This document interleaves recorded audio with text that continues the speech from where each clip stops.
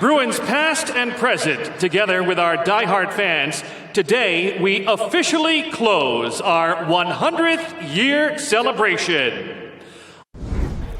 Welcome to Bruins Overtime Live, presented by BuyAToyota.com. For offers not seen on TV, visit BuyAToyota.com. Dale Arnold alongside Billy Jaffe and Barry Peterson. When the Bruins were up 4-1 in the first period, I was taking credit for everything. When it became 5-3 in the third, I was blaming you. You were doing the moonwalk. You were like Homer Simpson, back into the shrubs. That's what you were doing. Yeah, so awesomeness to a little uh-oh-ness.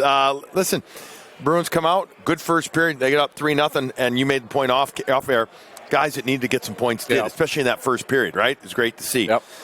And then they got a little wonky in their game later in their third period in particular, that killer instinct. They get the empty net. They need to have a little more of that killer instinct, I felt. They get the empty net goal that settled things down. But there was a few minutes in there, Barry, where you're like, one more goal, and this is tighten up time. Absolutely. It was not comfortable. You could feel everybody in the building kind of going, because the Bruins quit making plays. They were back on their heels a little bit. You didn't get the speed to the neutral zone. You didn't have your forechecking game going, which is what you had going early. Yeah. But, hey, they hung on, and it was a good day and a tremendous ending to an unbelievable year of Centennial celebrations. So the Bruins, they win their first game in 1924 against the Maroons.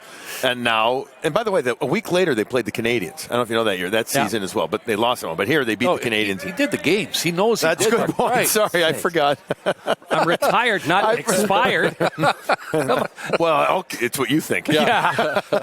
So you heard Brick talking about it as the Bruins game became 5-3 in the third period. Brad Marchand took the slashing penalty. Yeah. And all of a sudden, it was the penalty kill that had to come up big. Yeah, it was. And these are the times, Billy, earlier in the years when the Bruins were really struggling. This was a situation where they got a little help there off the old post. And Matheson hits the post as the Bruins got tied up and couldn't get to him. And you see them try to get to him late.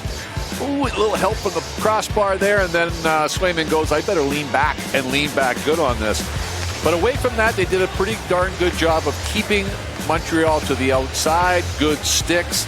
In the beginning of the year when they were really struggling, this was a situation that they could not be successful on. It was those key penalty kills, the key power play that the specialty teams just weren't acting the way they should and the way the Bruins traditionally have.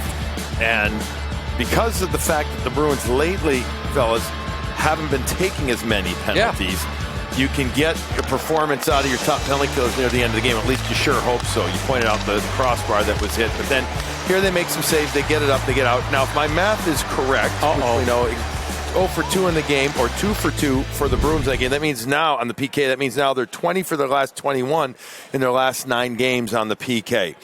So that is significantly better than what we saw before that, because it was really porous before. And again, as Brick likes to always talk about, it's the timeliness of your specialty teams. It wouldn't be matter if you score one late here with 2 minutes left to go after you have a 3-goal lead. But at that point, because it didn't feel good, you only had that 2-goal lead. It was like, that was a huge kill.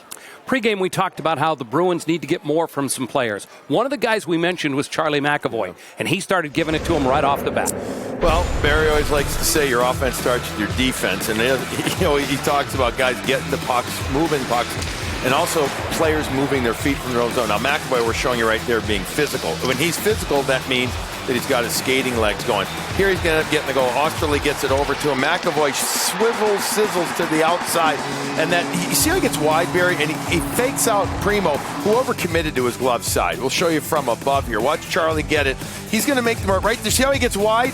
And then Primeau thinks he's going to shoot, I think. And then, therefore, he gets well outside his post. Oh, does he ever get out? Look where he is. He thinks McAvoy's going to shoot this right here. Good job, too, by McAvoy protecting, using his left side to protect. Primeau's past the goal line right about here, Billy, and he can't get back to the right side. And McAvoy recognized that, moving his feet. Good Speed. job. Yep. Speed. You can't do that play without speed. You slow down per se. Like right there, I don't know if you saw, even though his skates are on the ice, he goes, his skates go, maybe the slow-mo. Watch when he gets wide. And then right there, you see how he pushes, gets on the inside edge, and comes around the net right there. But he keeps his speed up.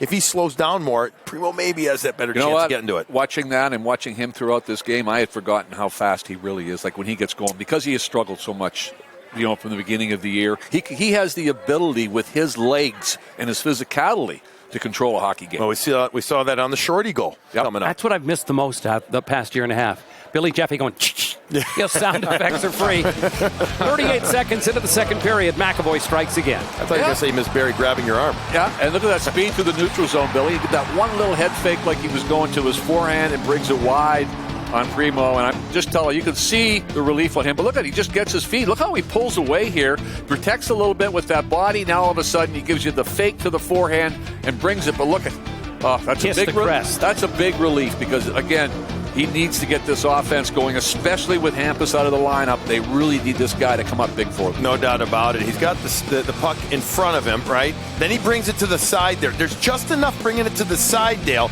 that may make Primeau think he might try to shoot it. But because if you keep it in front of you the whole time, it's usually a giveaway you're going to take. But the speed, again, allows him to stride up the ice and score that goal. Our star of the game presented by Subaru of New England. Fall in love with a brand new Subaru.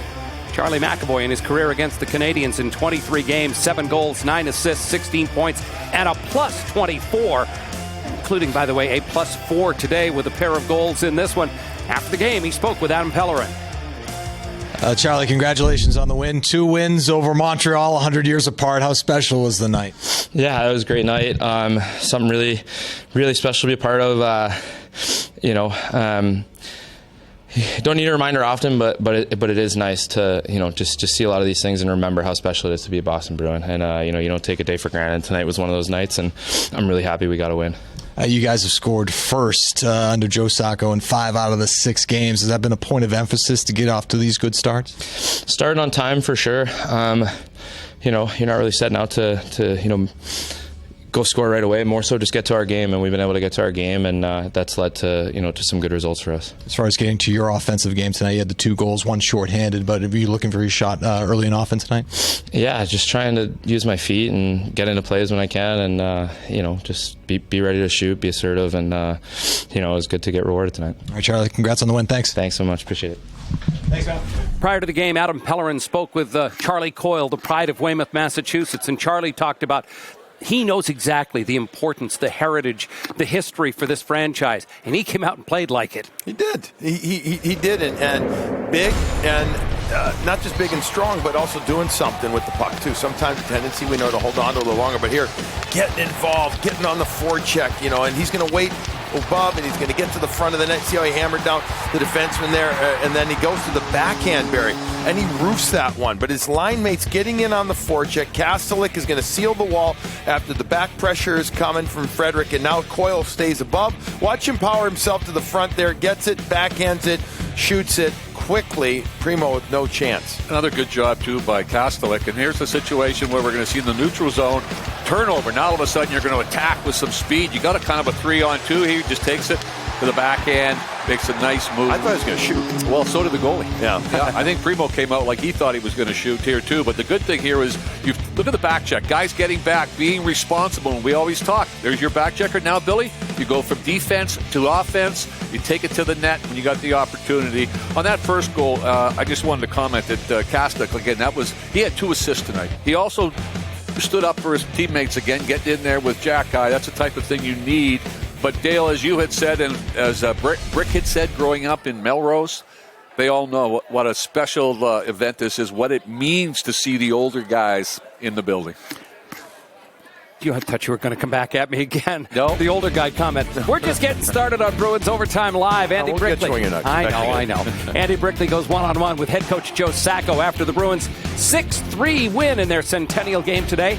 A special day with all of the living legends in the house, including the great number 8, Cam Neely.